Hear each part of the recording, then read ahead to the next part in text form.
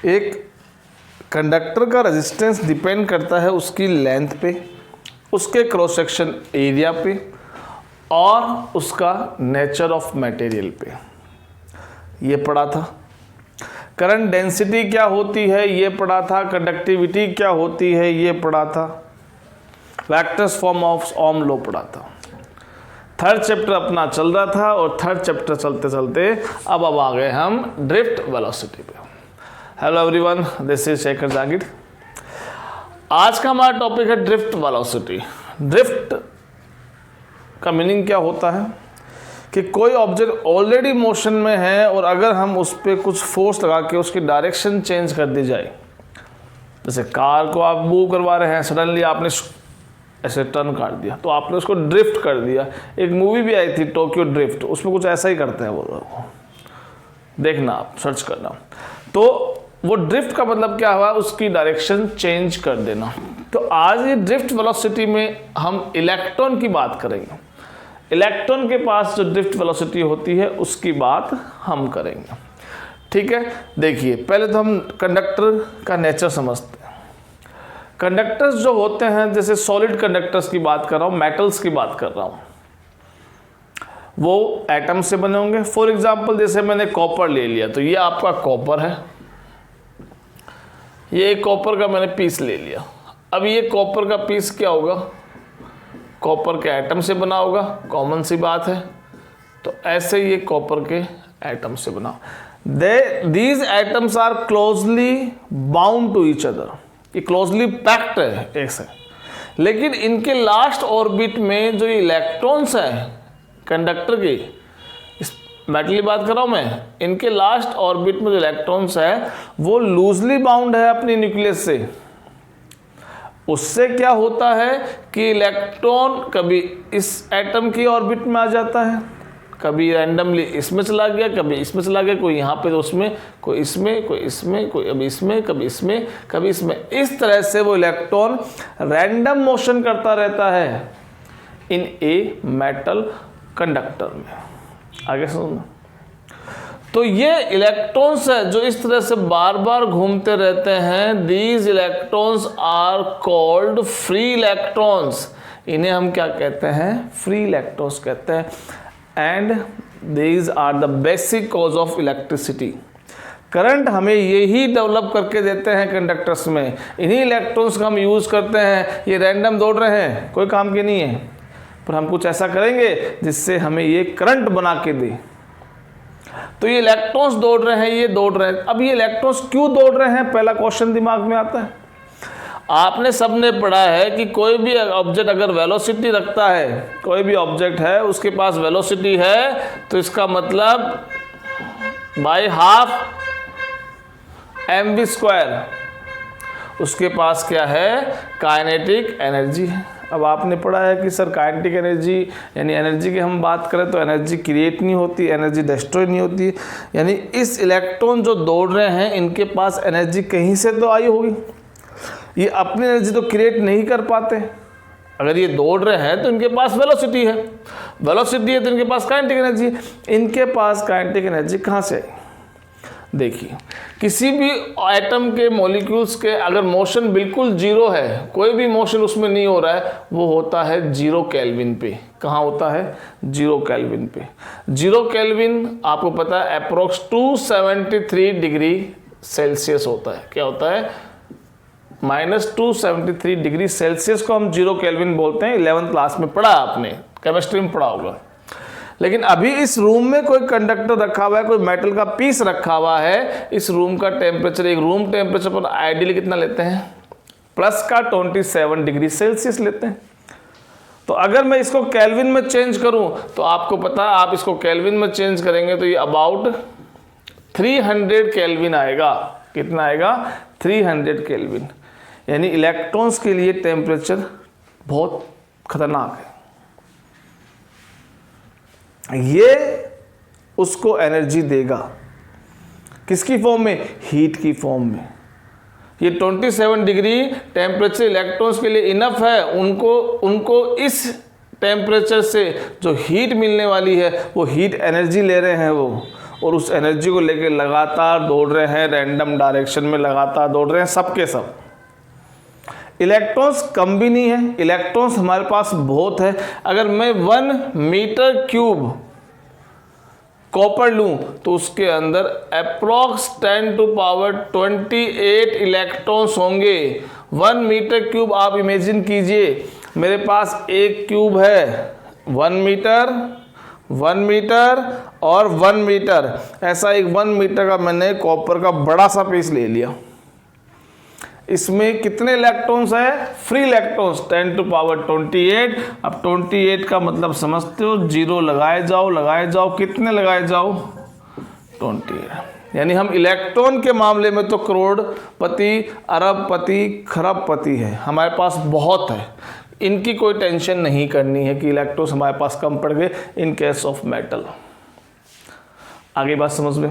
तो ये टेम्परेचर क्या कर रहे हैं, इस टेम्परेचर से ये एनर्जी ले रहे हैं, ये दौड़ रहे हैं। इनके पास ये जो एनर्जी आ रही है हीट से, हीट का दूसरा नाम क्या है? थर्मल।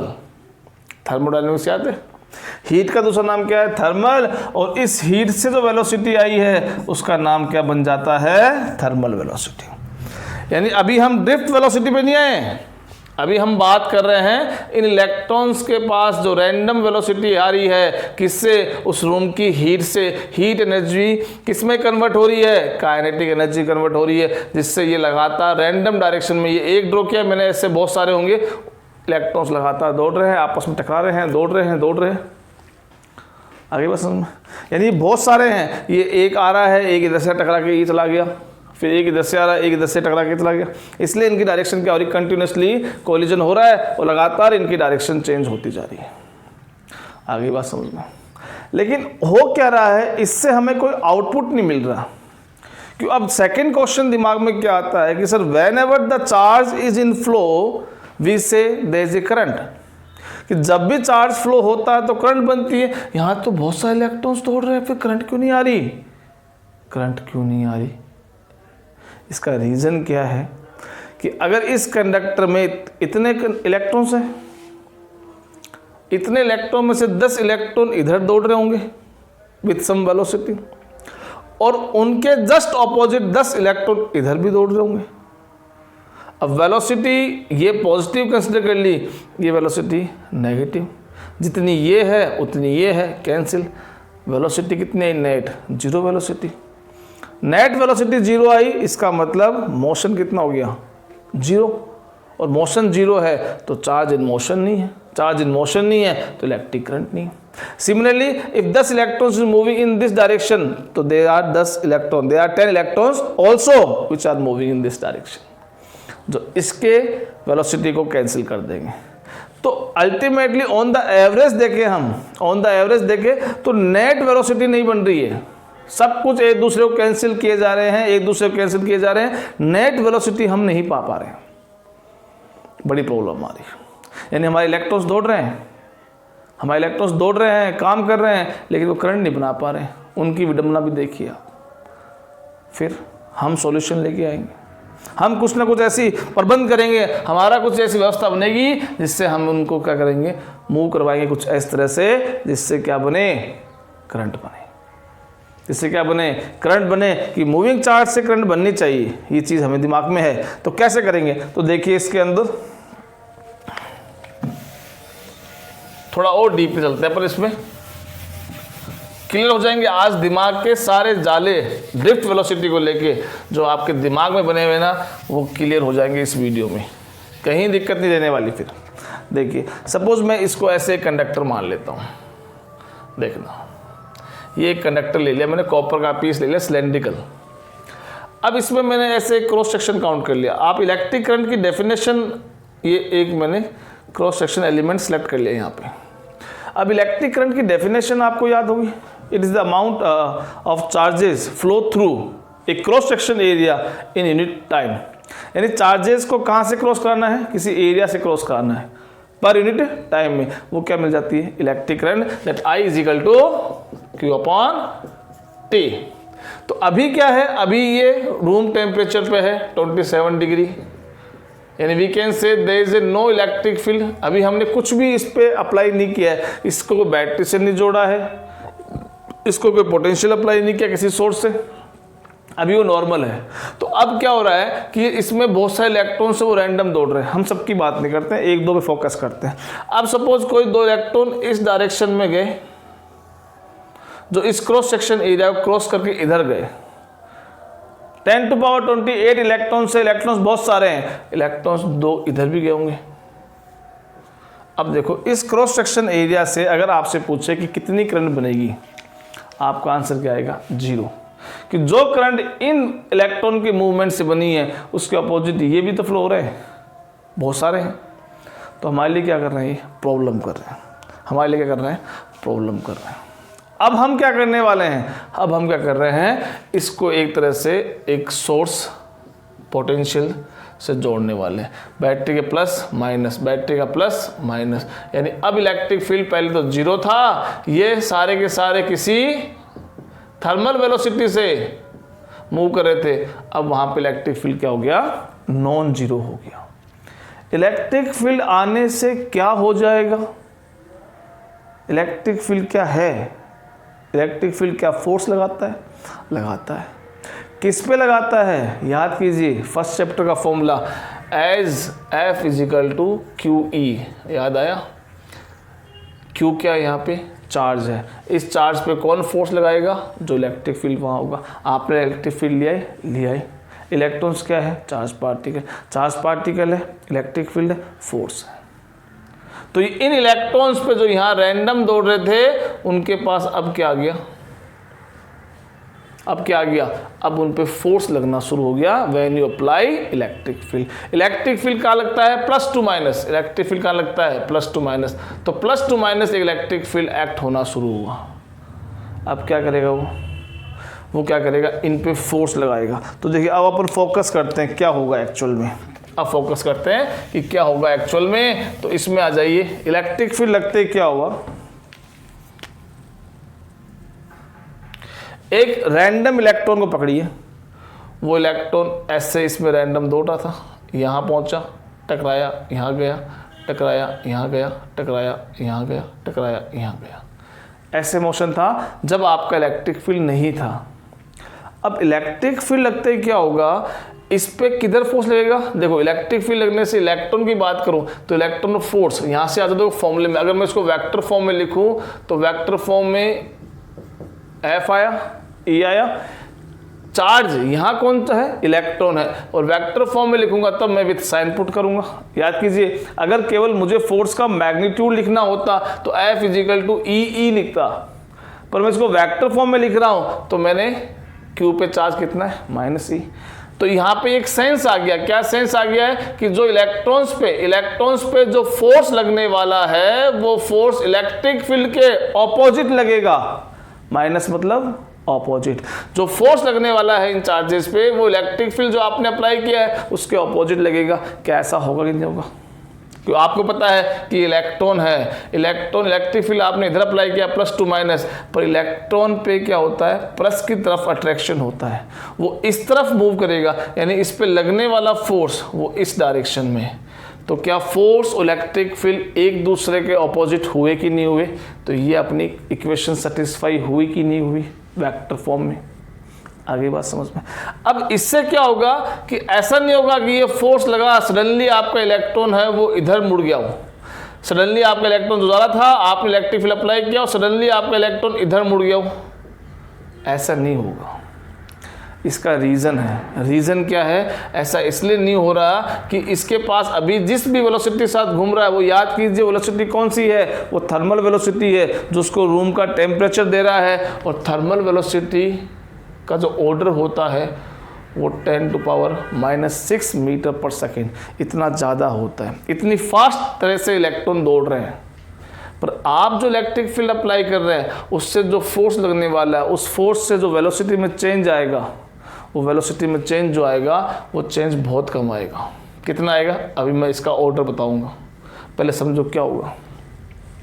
जैसे ही आप इस पे फोर्स लगाएंगे तो क्या होगा? फोर्स लगाने से एक्सेलरेशन प्रोड्यूस होता है, एक्सेलेरेशन प्रोड्यूस मतलब एक्सेलेरेशन का डेफिनेशन क्या होती है? Change in velocity.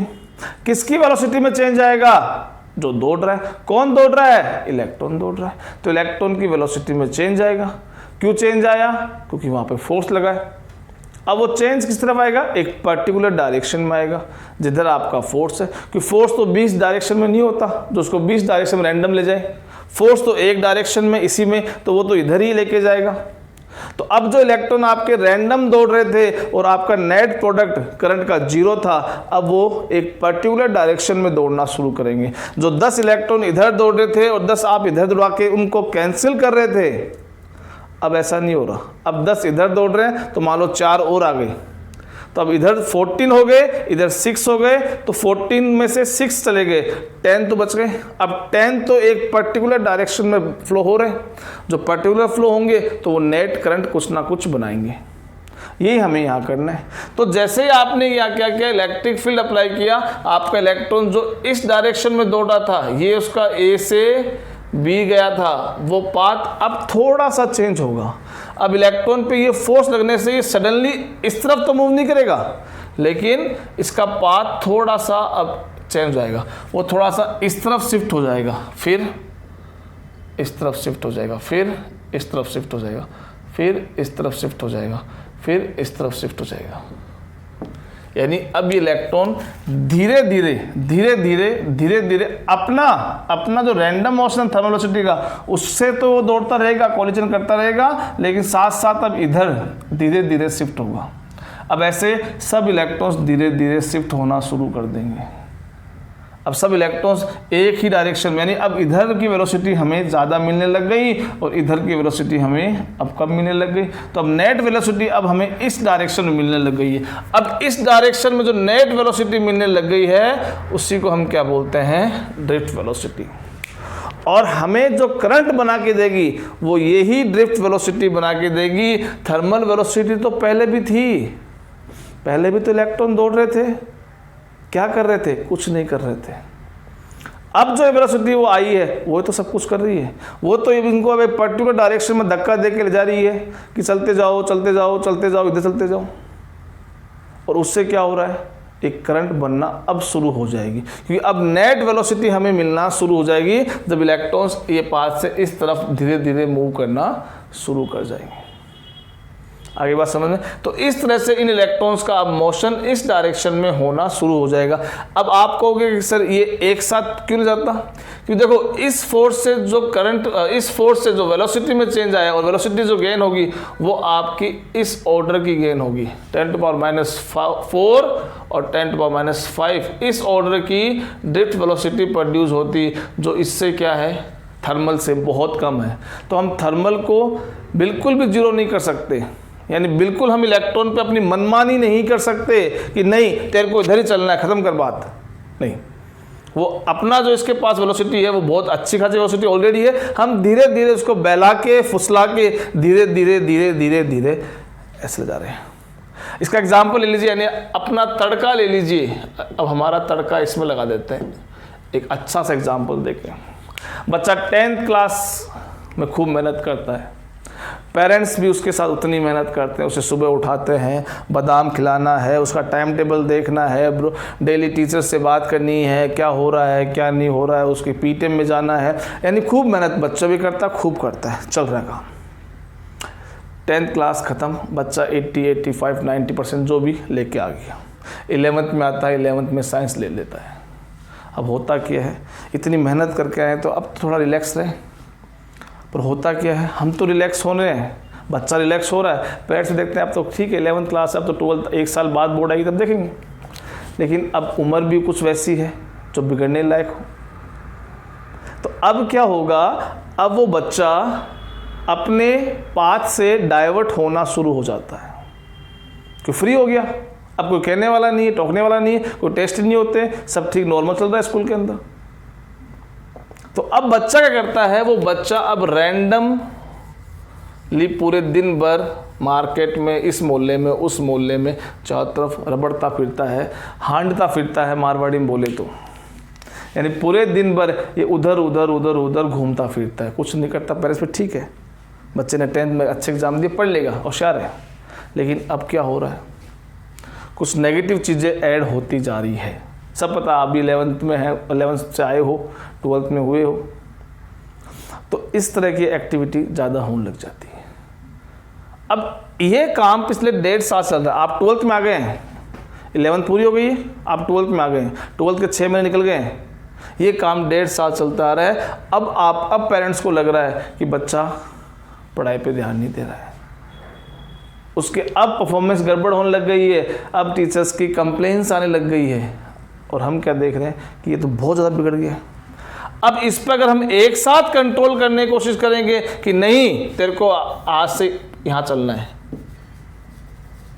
टारगेट क्या है कि आपको दिख गया, अब भूल जाओ 90%, अब उसको पास करवा दो, तो आप उसको एक झटके से अगर पूछ करोगे कि नहीं कल से तेरा मोबाइल बंद है, तेरा सब कुछ बंद है, तो टीवी बंद है, तेरे दोस्त बंद है, सब बंद है, अब तेरे को पढ़ाई करनी है केवल, तो वो एज जानते हैं, टीनेज होती है, वो भी बराबर अड़ जाएगा, आपसे बहस करेगा, सामने बोल देगा सुसाइड कर लूँगा, ये कर लूँगा, वो कर लूँगा, बकवास करने लग जाएगा वो। आप प्रॉब्लम में आ गए, पेरेंट्स तो दिक्कत हो जाएगी। तो फिर ये ज़ोर ज़बरदस्ती नहीं करनी है, इलेक्ट्रॉन से ये ज़ोर ज़बरदस्ती नहीं करनी है, इसको बहला फुसला के धीरे धीरे धीरे धीरे धीरे धीरे टारगेट की तरफ लेके जाना है, धीरे धीरे धीरे धीरे टारगेट की तरफ। तो इसके लिए हम क्या करेंगे, एक इलेक्ट्रिक फील्ड अप्लाई करेंगे।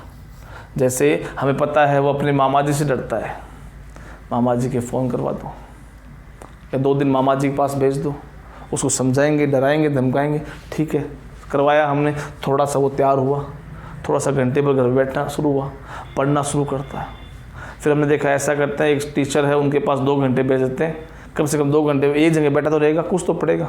यानी पेरेंट्स धीरे धीरे उसको क्या करते हैं, टारगेट तरफ ले जाते हैं। लेकिन उसकी कुछ एक्टिविटी अभी भी रहती है, कुछ एक्टिविटी अभी भी, मैं भी अभी 2 घंटे गेम खेलूंगा, मैं मेरे दोस्त के पास जाऊंगा, मैं उधर जाऊंगा, मैं ऐसे जाऊंगा, ठीक है, पर तू 2 घंटे पढ़ने भी जा, तो मामा जी से तो मिल। ऐसे धीरे धीरे धीरे धीरे धीरे धीरे हमने उसको 12th पास करवा दी। आगे समझ, तो ऐसा ही कुछ यहाँ इलेक्ट्रॉन के साथ होने वाला है। और ये ड्रिफ्ट वेलोसिटी, हम उसको ये बहलाना फुसलाने वाला काम ही है, क्योंकि इसकी जो थर्मल वेलोसिटी है वो काफ़ी हावी हो रही, काफ़ी डोमिनेट हो रही है, बहुत ज़्यादा है, इसको हम पार नहीं पा सकते। पर इसके साथ साथ हम लेके चलेंगे इसको और हमारे टारगेट तक पहुँचाएंगे और इलेक्ट्रिक करंट प्रोड्यूस करेंगे। ये आपकी ड्रिफ्ट वेलोसिटी का कॉन्सेप्ट है, ठीक है। यानी अल्टीमेटली जो करंट बन रही है वो ड्रिफ्ट वेलोसिटी से बन रही है। अब हम इस ड्रिफ्ट वेलोसिटी का एक्सप्रेशन देखते हैं, कैसे हम इसका एक्सप्रेशन बनाते हैं, डेरिवेशन एग्जाम में आता है। आइए डेरिवेशन पे।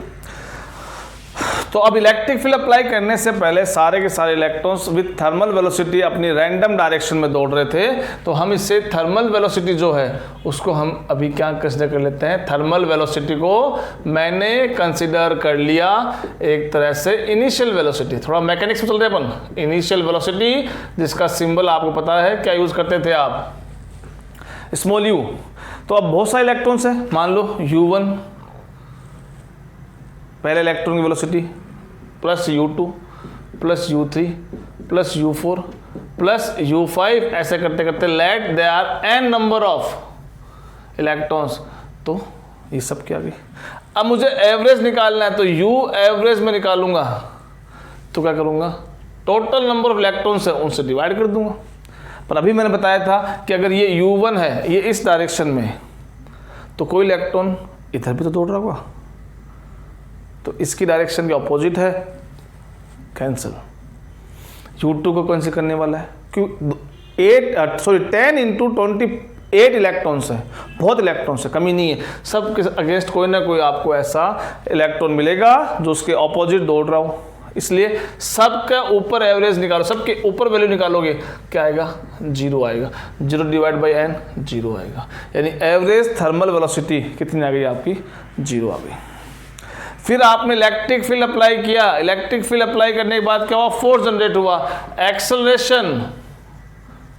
फोर्स से क्या होता है, एक्सेलरेशन बनता है, acceleration due to applied electric field कितना आएगा।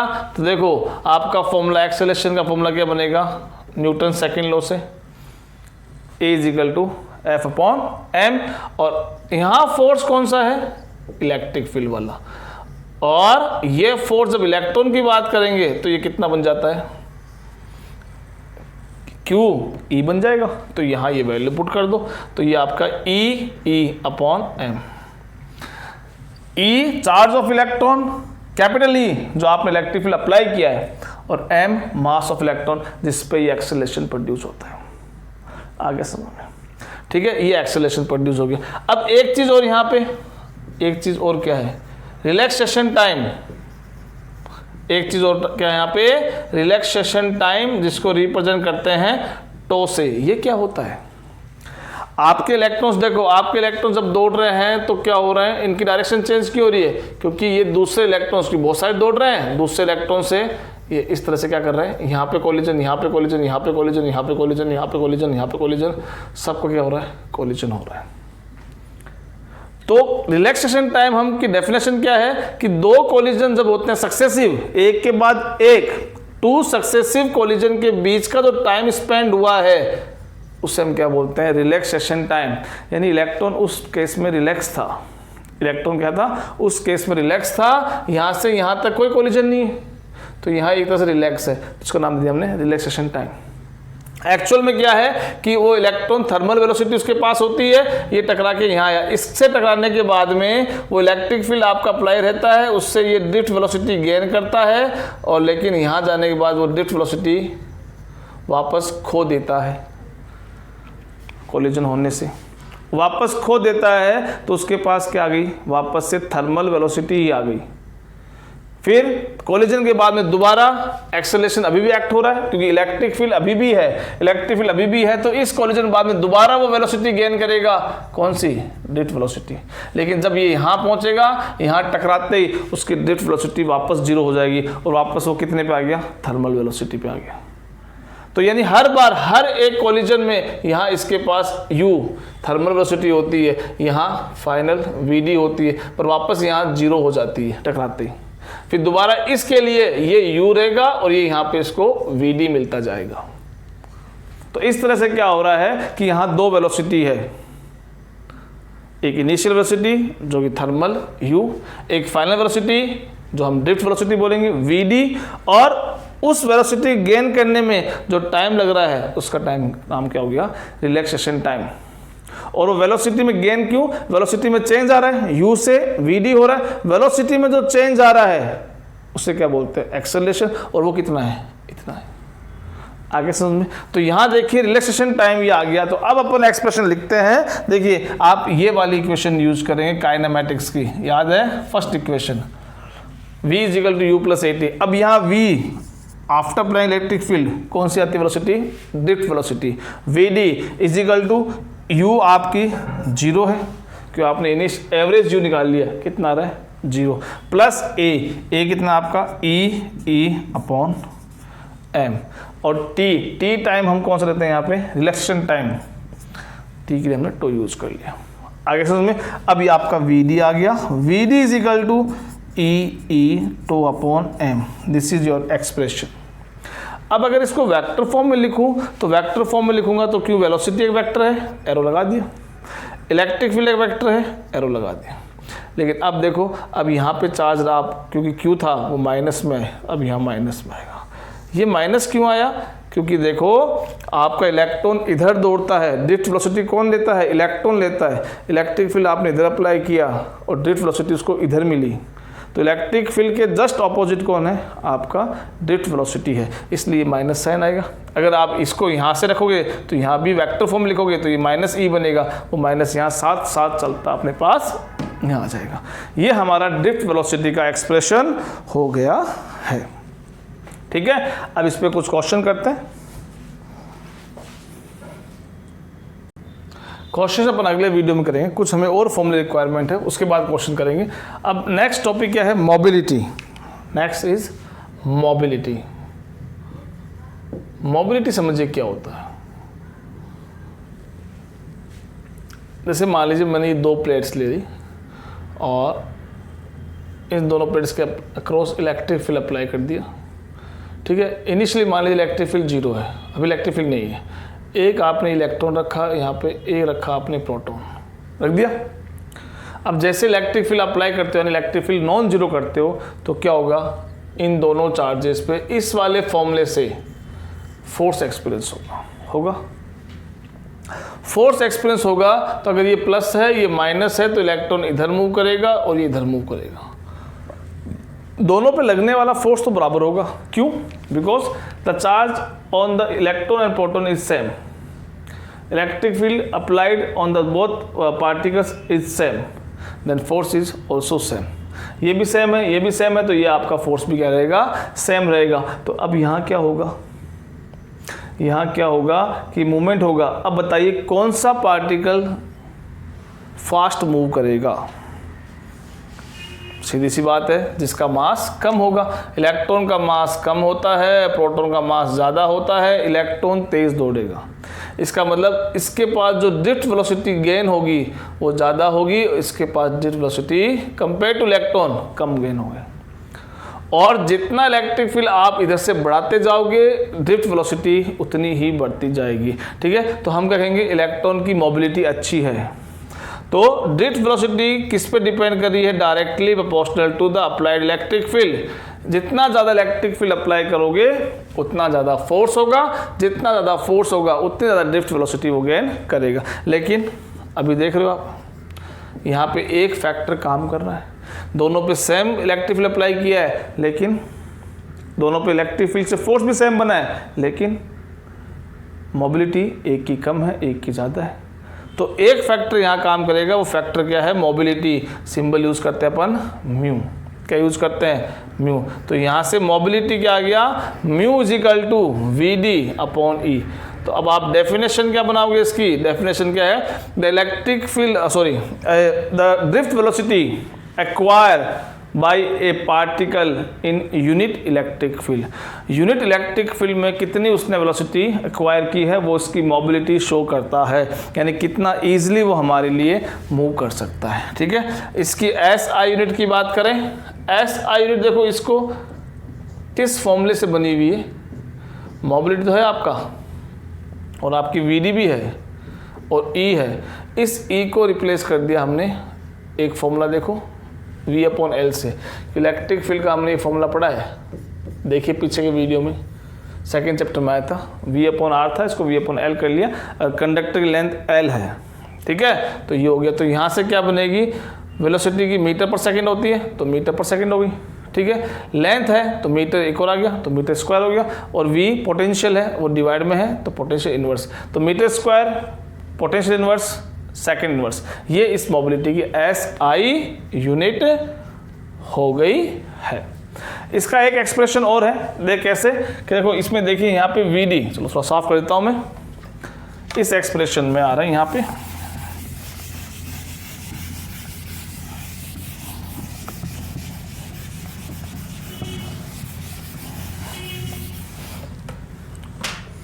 कि जो आपका ड्रिफ्ट वेलोसिटी का एक्सप्रेशन यहाँ पुट कर दो आप, क्या है? ई टो अपॉन एम, ये तो ड्रिफ्ट वेलोसिटी का फॉर्मूला डिवाइड बाई ई, इस ई से ई कैंसिल, तो आपका एक एक्सप्रेशन और आ गया मोबिलिटी का, ये ई टो अपॉन एम। ठीक है, अब देखो सीबीएसई में तो डायरेक्ट कभी इस पर न्यूमेरिकल नहीं आए हुए हैं। एक क्वेश्चन नीट में आया हुआ है और नीट में क्वेश्चन भी डायरेक्ट फॉर्मूले पे आया हुआ है।